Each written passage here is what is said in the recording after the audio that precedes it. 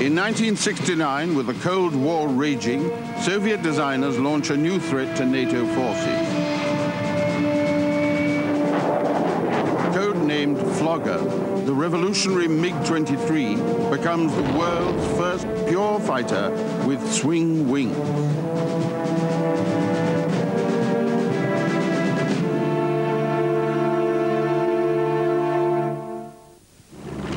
In the 1930s, the Soviet I-16 fighter had dangerously fast landing and takeoff speeds. The biplane I-15 was much more pilot-friendly. An experimental design was developed. It was a biplane for low-speed performance, but in level flight, one wing folded into the other for high-speed performance. It was called the folding fighter. This World War II German prototype fighter, the P-1101, had wings that were straight for low speeds. For higher speeds, they could be adjusted on the ground for two different angles of sweep. Bell, as a company specializing in jet and rocket-driven high-speed aircraft, had for some time been interested in variable geometry. Using the P-1101 as a basis, Bell built the X-5, the world's first flying variable geometry swept-wing aircraft.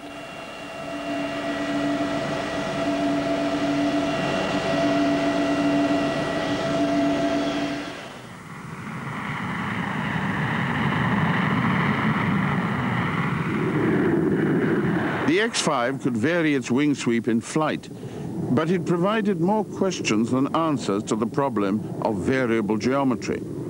As the wings swept back, so did the aircraft's center of pressure. Stability was upset and control became difficult, especially at transonic speeds.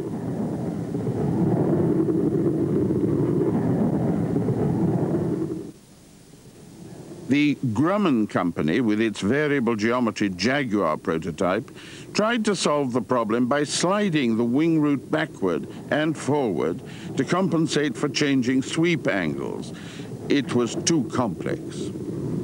When the solution came, it was simple. Grumman had hinged the wings of their Jaguar at the roots. Bell had done the same thing with the X-5. But in England, the Vickers-Armstrong Company were researching wings hinged outboard of the fuselage sides.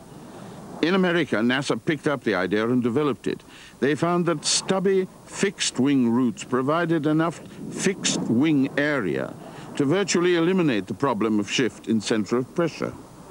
By 1958, the way was opened for the development of practical variable geometry aircraft.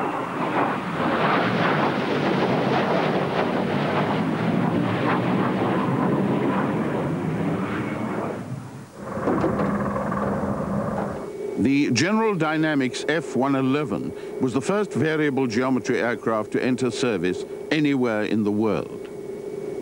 In the F-111, the minimum sweep angle was 16 degrees, the maximum was 72, and the full movement from minimum to maximum sweep took 17 seconds.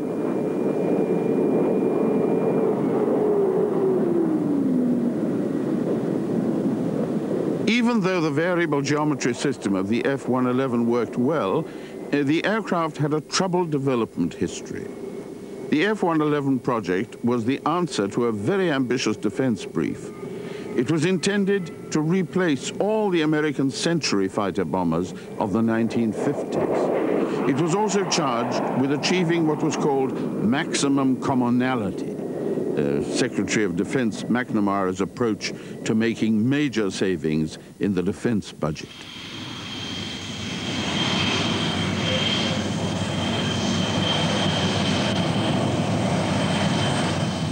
At takeoff, the sweep angle of the wings was 16 degrees, not very far from being straight. The combination of straight wings and full flaps gave takeoff performance similar to a conventional straight-winged aircraft.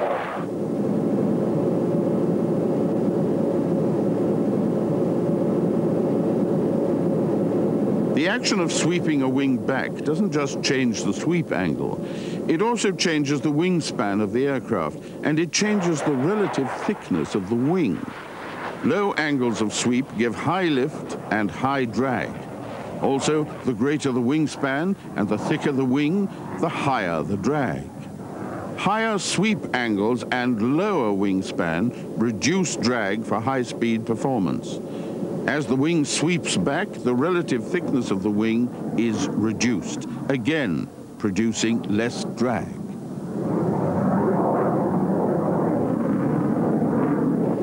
In the case of the F-111, once the aircraft had established its climb, the sweep was increased to 26 degrees. This was the standard setting for flying at speeds of up to Mach 0.8, or 8/10ths of the speed of sound. Between Mach 0.8 and Mach 1.1, the angle of sweep was increased to a range between 45 and 72 degrees. Above 20,000 feet, a sweep angle of 45 degrees gave maximum acceleration and all-round performance. At lower altitudes, more sweep was needed to keep the same operational efficiency. The wings could be swept back as far as 72 degrees for high-speed performance up to and beyond Mach 2. But pilots had to be careful not to lose too much speed at this angle, or the aircraft could lose altitude drastically.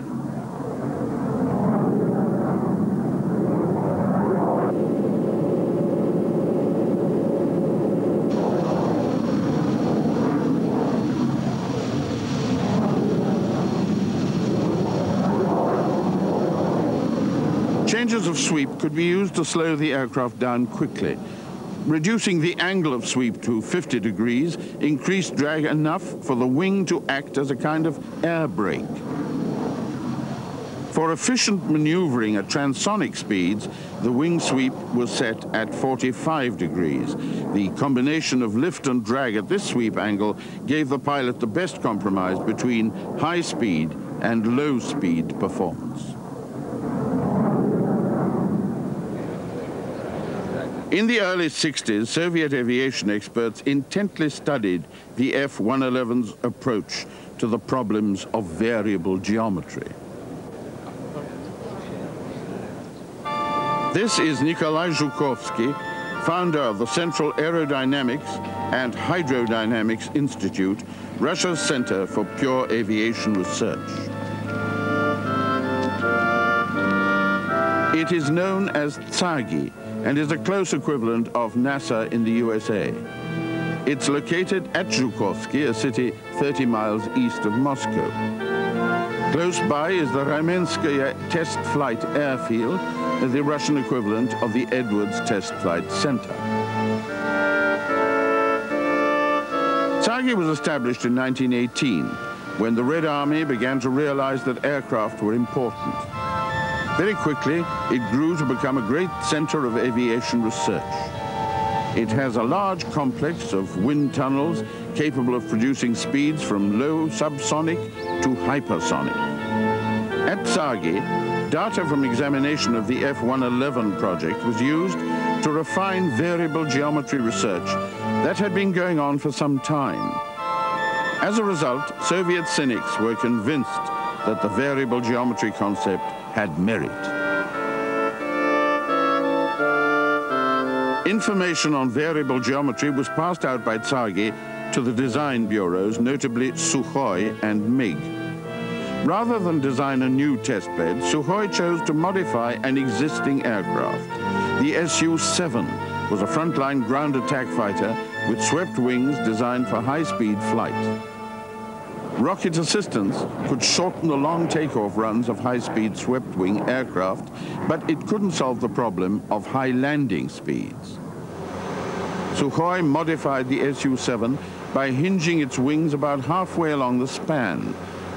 It was a compromise that sacrificed some of the potential benefits of variable geometry, but it meant that a Soviet swing-wing aircraft could be flying fairly soon. When Western observers first saw the Su-7IG at the Domodedovo Air Show in 1967, they didn't take this halfway solution seriously. They thought it was just an experiment, but in fact it became a fully operational aircraft in a family known to the Soviets as the Su-17, 20, and 22. To the west, they were known as the Fitter.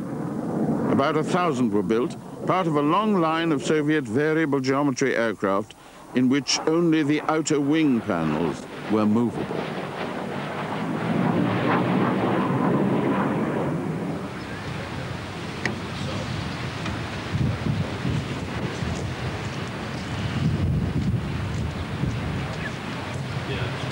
This is an Su-17 M4. It was a standard Soviet ground attack fighter bomber of the 70s and 80s.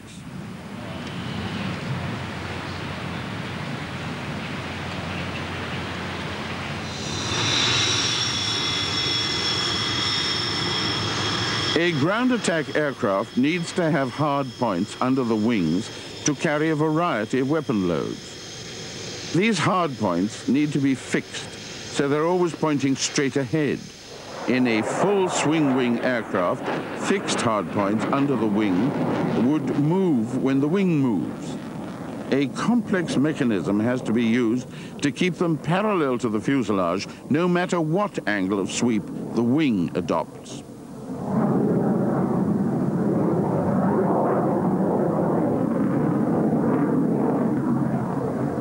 In the Su-17, Sukhoi were able to use their compromise approach to variable geometry to solve this problem. The hard points were simply mounted on the non-moving section of the wing. And the compromise approach itself worked. The Su-17 needed only half the takeoff distance of its fixed wing relatives. It could carry its weapon loads 30% farther and was capable of speeds beyond Mach 2.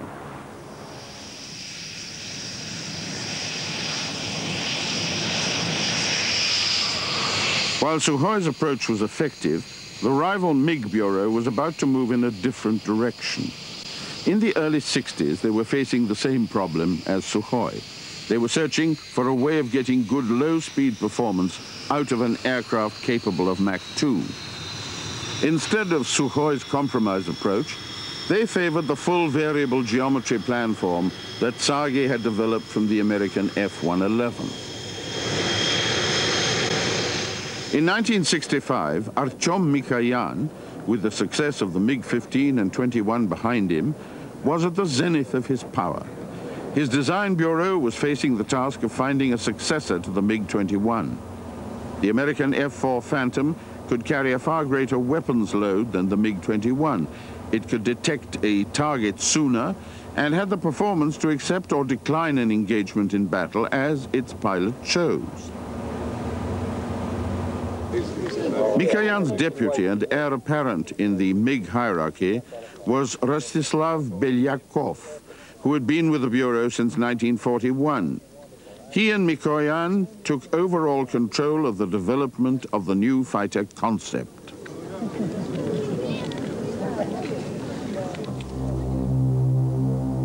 One of the major factors of the new requirement was beyond visual range radar, to aim weapons before a target could be seen with the naked eye.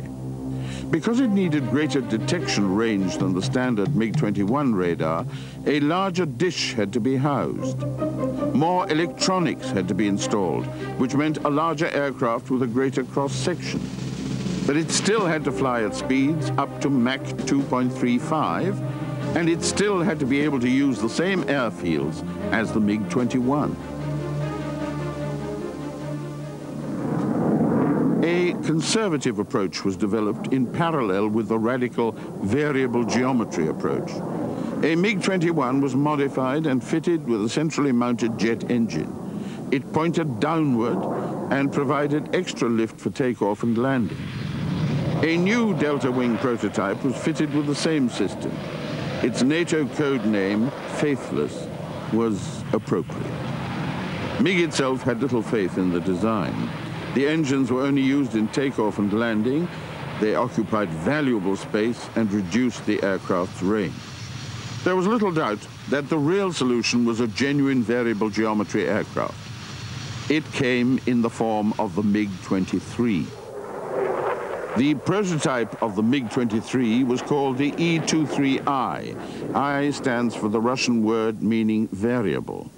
The prototype made its first public appearance at the Domodedovo Air Show in 1967. The wings were swept and unswept several times during the course of its demonstration flight and attracted a great deal of attention from Western observers. The MiG-23's range of wing sweep was very similar to the F-111's. At its straightest, it was swept back 17 degrees. This was the setting used for takeoff and landing. Most of the mission for which the MiG-23 was designed is carried out at subsonic speeds with the wings at a 45-degree angle. Only for a few minutes of a normal mission is the full supersonic flight sweep angle of 71 degrees called for. The 3 sweep positions were preset, and it took about 15 seconds to move from one to the other. The Monino Air Force Museum outside Moscow contains one of the world's largest collections of significant aircraft. Many of its more than 120 exhibits are prototypes. This is the E-23I, the prototype of the MiG-23. It is exhibited with its wings in the straight position. Next to it is another early MiG-23 with its wings fully swept back. The wings of the prototype were thin. They had full-length trailing edge flaps, but no ailerons. Lateral control was achieved by horizontal stabilators and spoiler surfaces on each wing. The spoilers operated independently. If one was raised, it created drag and reduced the lift of the wing, causing the aircraft to bank.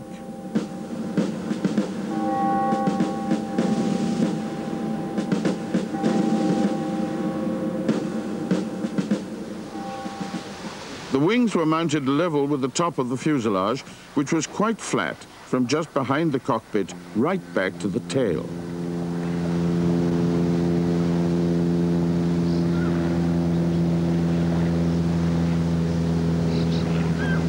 The wing hinges were located in large swept shoulders well outside the fuselage.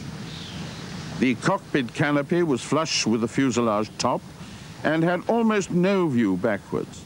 It was designed with great faith in air-to-air missiles and high supersonic speeds for air-to-air interceptions. This was no dogfighter.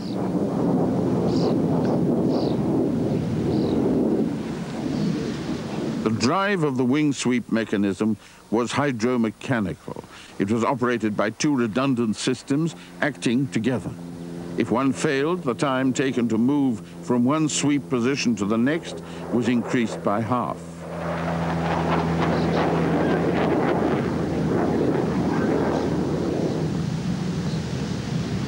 This is the fully swept position of 71 degrees. The landing gear of the MiG-23 was unique.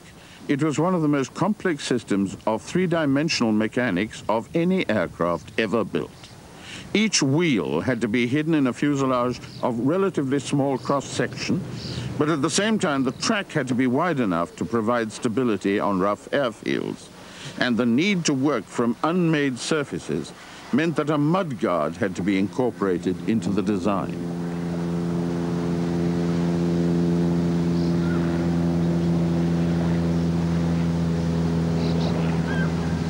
The MiG-23-23I on display at Monino was the first of at least 10 prototypes.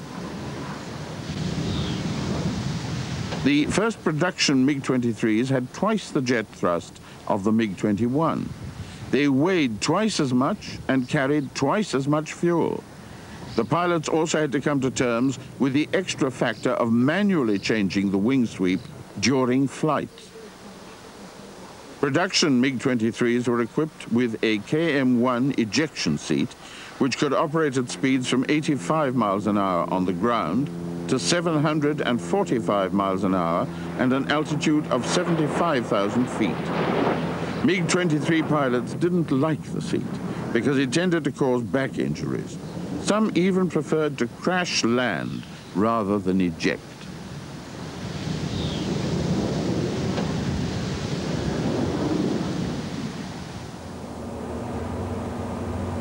The chief designer of the MiG-23 was a former great MiG test pilot, Grigory Sedov, who test flew the MiG-15, 17, and 19. He says that the MiG-23 was the first true fighter with variable geometry to be produced anywhere in the world.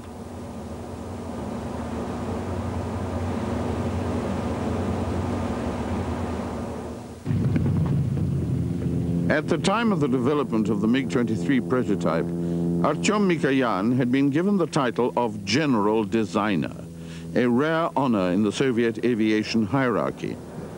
It meant that he not only had the authority to guide the development work of the airframe of any new aircraft, but all of the subsystems as well.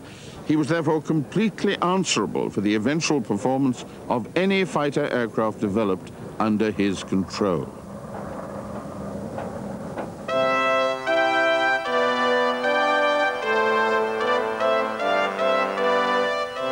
It was a position of great responsibility, but also one of great power. The nomination to the position of General Designer to any design bureau was considered and approved by the Central Committee of the Communist Party.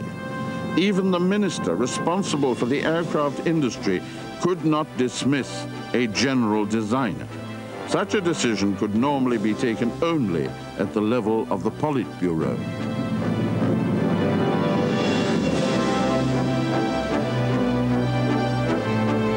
Mikoyan was a man of great distinction in the Soviet Union. This is the celebration of 2,775 years of the city of Yerevan, the Armenian capital.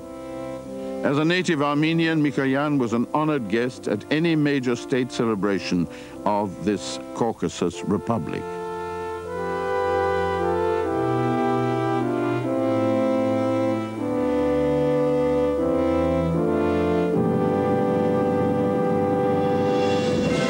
Status of this kind under the Soviet system was not directly rewarded by money, but it did provide privileges that could not be bought by money. In the 1920s, Stalin introduced a system of stores that were only open to people at a certain level of the party hierarchy. Here they could buy goods for lower prices than those available to the general population. People like Mikoyan were also provided with good large apartments, a car with a driver, who was in fact a servant, and a large dacha, a house in the country.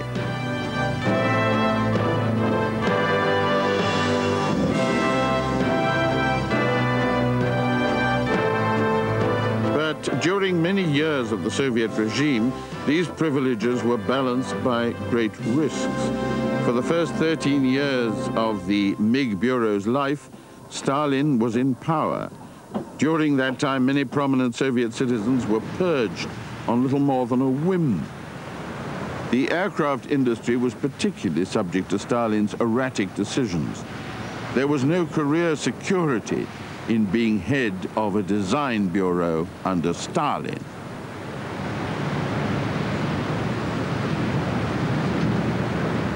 Artyom Mikoyan survived the Stalin years. In the 1950s, achievement followed achievement at the MiG Bureau, and by the mid-60s, Mikoyan had become a man of great distinction, commanding the affection and respect of everyone who worked with him. But his health, which had troubled him in the past, was failing.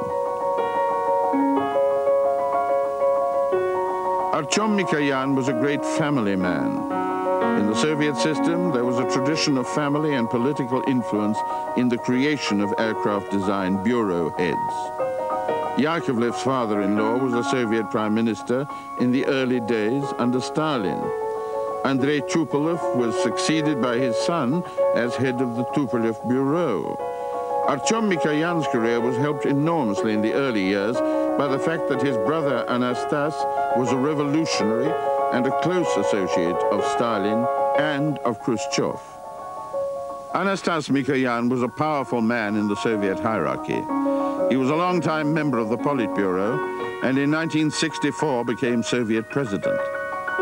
Without the influence of Anastas, it is doubtful that Artyom would have had his rapid rise to power, coming out of obscurity, to head what became one of the greatest Soviet design bureaux.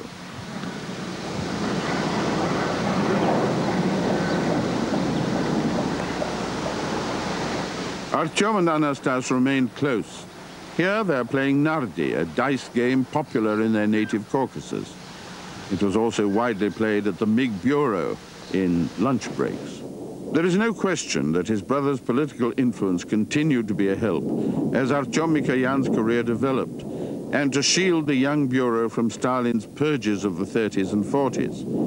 But there is also no question that Mikoyan had the genius to make the most of his position. He was a great man. He was single-minded in his efforts to drive the bureau he headed to higher and higher achievement. The MiG-23 was to be the last project Artyom Mikoyan would personally lead. In the early 50s, he'd had to take time off work because of a physical breakdown. He'd been susceptible to heart problems, but still, in spite of the advice of friends and doctors, kept a demanding work schedule. In 1965, he had his 60th birthday. He'd been the head of his bureau since it was established in 1939, when he was 34 years old. 26 years of stress were beginning to show.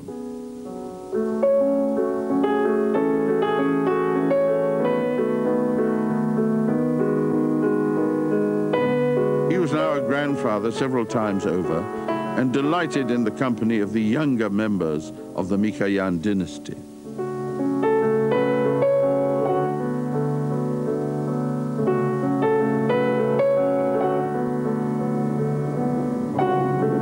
In 60 years, Artyom Mikoyan, the Soviet Union's great designer, had come a long way from the little village in Armenia where he was born.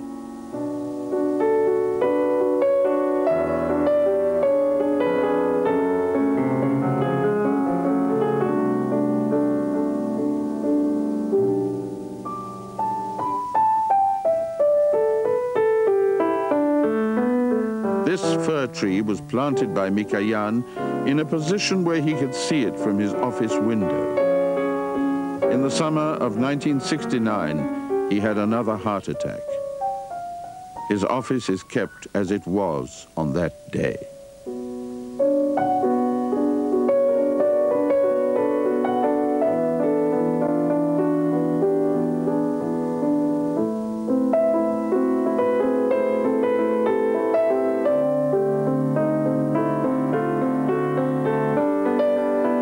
It was 30 years since he established the MiG Bureau in partnership with Mikhail Gurevich. Gurevich had retired in 1964, and now Mikoyan left the building on Leningradsky Chaussee and moved with his wife to his dacha in the country.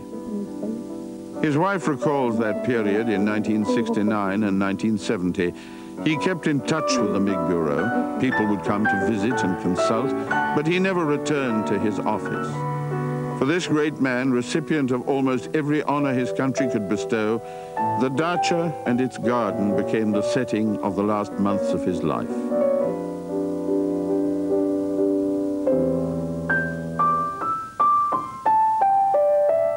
On December the 9th, 1970, Artyom Mikoyan died after open heart surgery. The following year, the MiG Design Bureau was renamed in his honor. It became Mikoyan, but the aircraft it produced were still called MiGs. The seat Mikoyan vacated at the head of the Design Bureau passed on to his nominee, Rostislav Belyakov.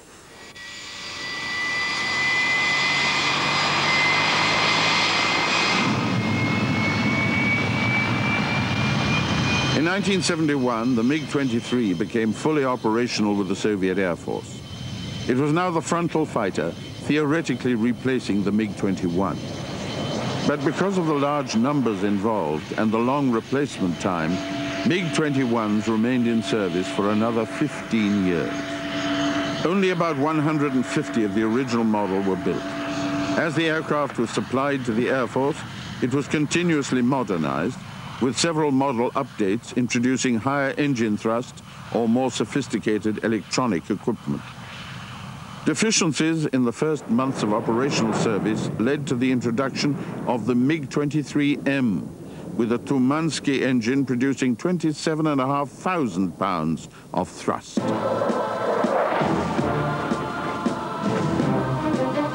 The nose cone had to be modified to house radar with a larger antenna, 26 inches in diameter. The weapons system was constantly evolving as missile technology became more sophisticated.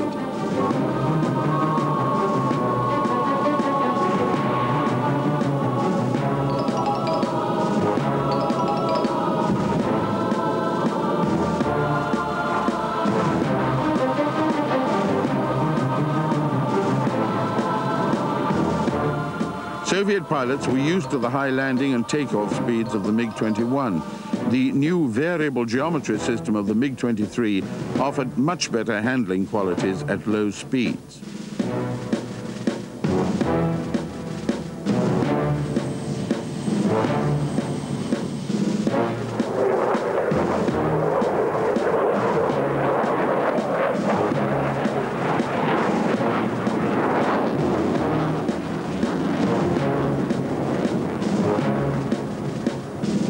Given the complexity of the variable geometry system, the transition from straight to the swept wing positions was very smooth.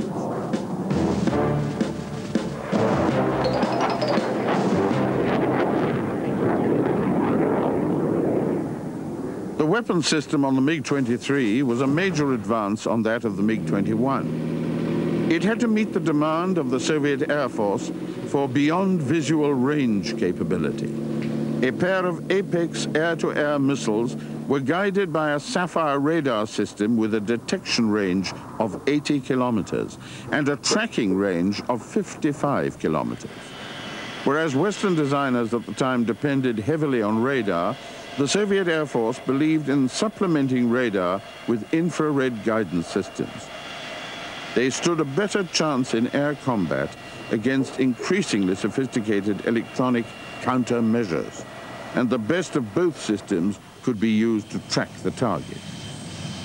A normal weapon load would consist of one semi-active radar homing missile and one infrared missile. It would also contain 2 or 4 close-range dogfight missiles. Initially, these were copies of the American Sidewinder, but later they were replaced by a Soviet design with better performance.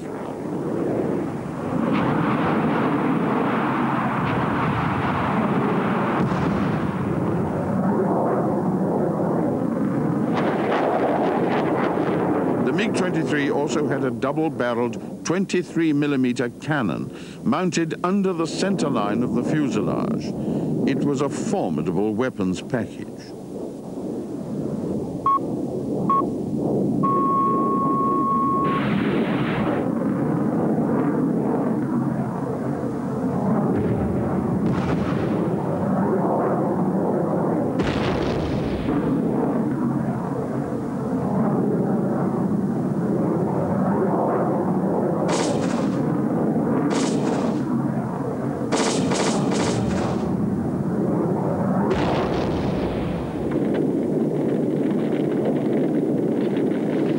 A two-seater version, the MiG-23UM, was introduced to train new pilots.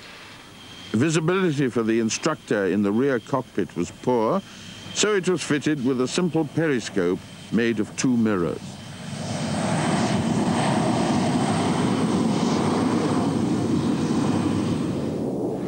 The UM was virtually identical with the standard single-seater, except that it had less electronic equipment. The dual control system allowed for the instructor to take over at any time. The controls in the rear cockpit would automatically override those of the student in the front. The instructor could also control the ejection of both seats.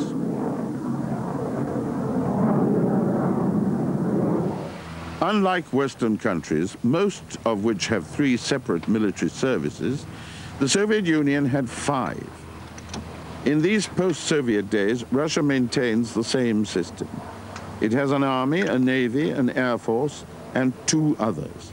One is the Strategic Missile Force with intercontinental ballistic missiles and a missile attack warning system. The other is the Air Defense Force, which combines ground surveillance and a radar detection network with surface-to-air missile units and fighter interceptor air wings.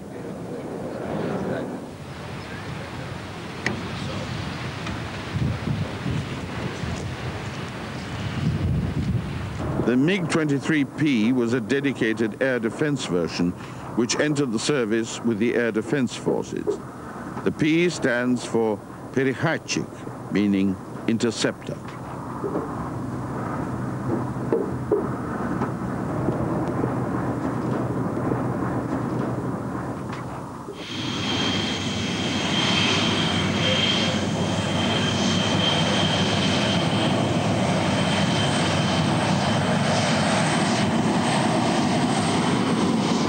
Traditionally, the Soviet Air Force depended heavily on ground intercept control stations.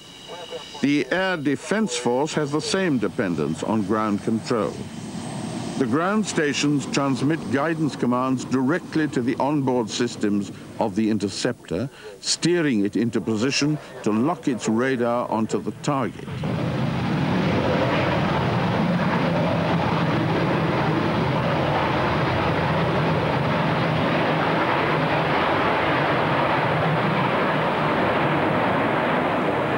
The terrain of the former Soviet Union occupies 1/6 of all the land on the planet Earth. It extends over 11 time zones from east to west. It runs from the cold of the Arctic Ocean in the north to the hottest deserts of Central Asia. It is a vast area to defend.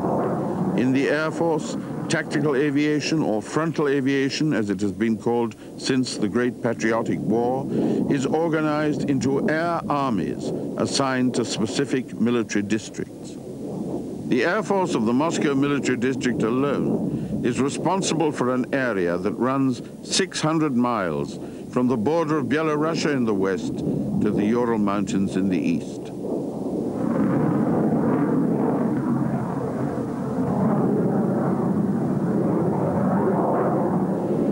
Through the 1970s and into the 80s, the MiG-23 was the workhorse of Soviet military aviation, on standby to respond instantly for the Air Force and the Air Defense Force.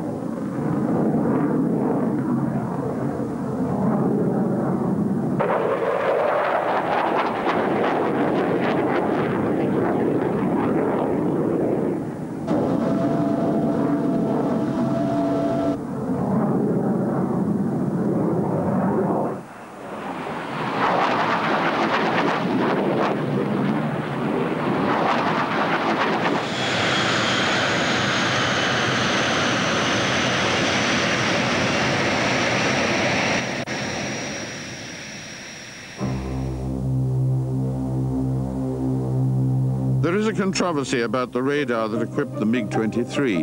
Western observers say that the technology copied from a Phantom F-4J shot down in the 60s allowed Soviet designers to develop a radar that could distinguish between a moving target and something else in the background, like clouds or Earth. But Soviet designers deny that they stole the idea and claim they developed it in parallel with the West. In any case, the development opened the way for the revolutionary look-down, shoot-down radar system. In the early 70s, when the MiG-23 began to be noticed by Western observers, they were not disturbed by it, considering it to be inferior to the new Western fighters in development at the time. But in 1974, when the oil crisis struck and Western economies suffered, it became clear that the MiG-23 had one great advantage. Even by Soviet standards, it was highly producible. As Western defense budgets were cut, MiG-23s continued to flow from the Soviet factories. The key to this ease of production was the continuing Soviet philosophy of simplicity of construction. To take advantage of the situation brought on by the oil crisis, MiG-23 production was accelerated to unprecedented levels. By this time, the first Western variable geometry fighter was entering service with the US Navy in increasing numbers. It was the Grumman F-14 Tomcat, designed to supersede the F-4 Phantom, and to be a major performance advance on the Soviet fighters of the time.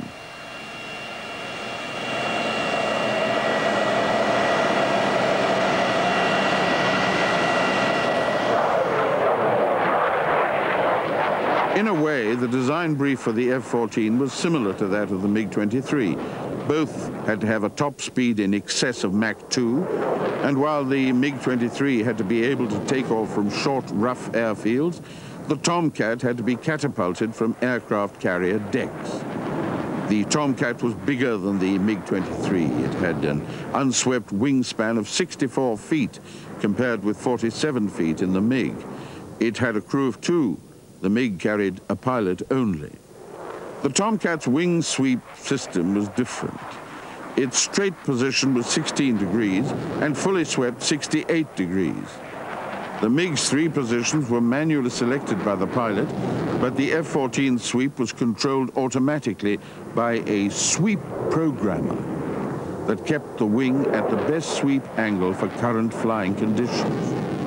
The MiG-23 had 1 engine, and the F-14 had 2.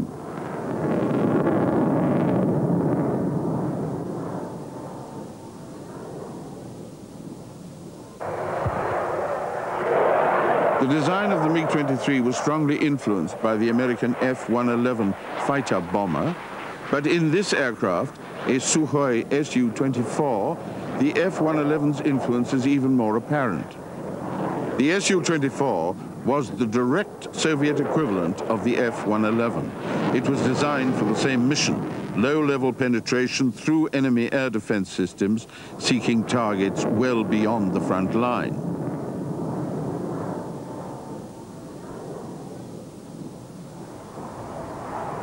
The Soviets classified this aircraft as a frontal bomber, but NATO gave it the code name Fencer. The initial letter F in NATO code stands for fighter.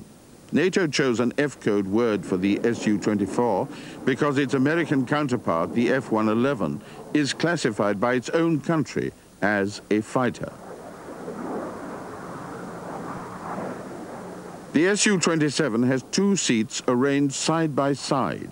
The pilot sits in one and the weapons control officer sits in the other. External weapons have always been a problem for variable geometry aircraft. Fixed hard points under a movable wing move with the wing instead of pointing straight ahead. The Su-24 solves this problem by having swiveling pylons that remain parallel to the center line of the aircraft no matter how much the wing sweeps. There has always been great rivalry between the MiG and Sukhoi Design Bureau. By the 1960s, they were the only 2 Soviet designers of tactical combat aircraft. Their position at the top of the hierarchy is secure and is respected by the whole of the industry. Sukhoi's Su-17 and the MiG-23 have almost identical performance. But the Soviet Air Force would not rationalize the situation and stop production of one or the other for fear of offending its design bureau.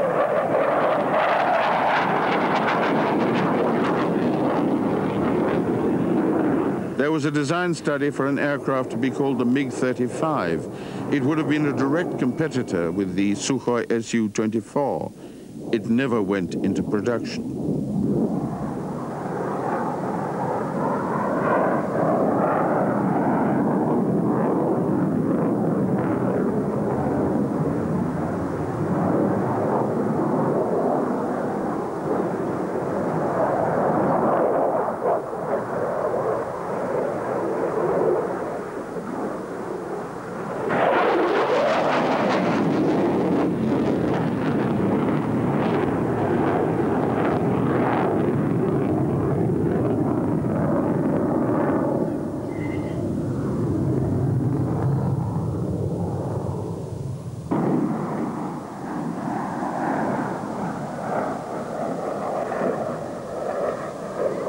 The F-111 weighs 100,000 pounds fully loaded. The Su-24 is smaller and lighter. Its unswept wingspan is 56 feet, and its maximum takeoff weight is 87,000 pounds. Its overall dimensions place it somewhere between the F-111 and the F-14. The smallest and lightest by far of this quartet of Soviet and US variable geometry aircraft is the MiG-23, with a fully loaded weight of around 40,000 pounds.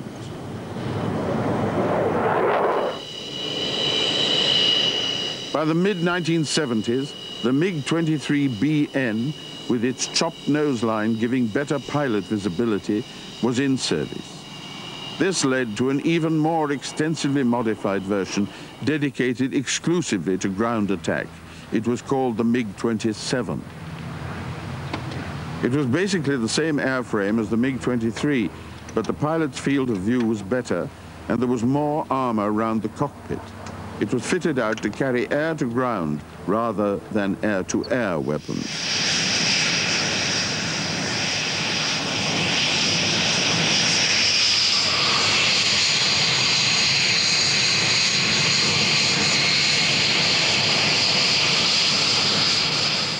In a ground attack aircraft, extreme speed is not necessary.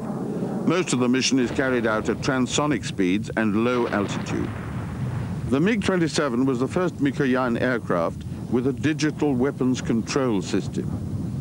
The MiG-23's radar was replaced with a laser rangefinder and illuminator for laser-guided missiles and rockets. The MiG-27K also had a TV search and track system.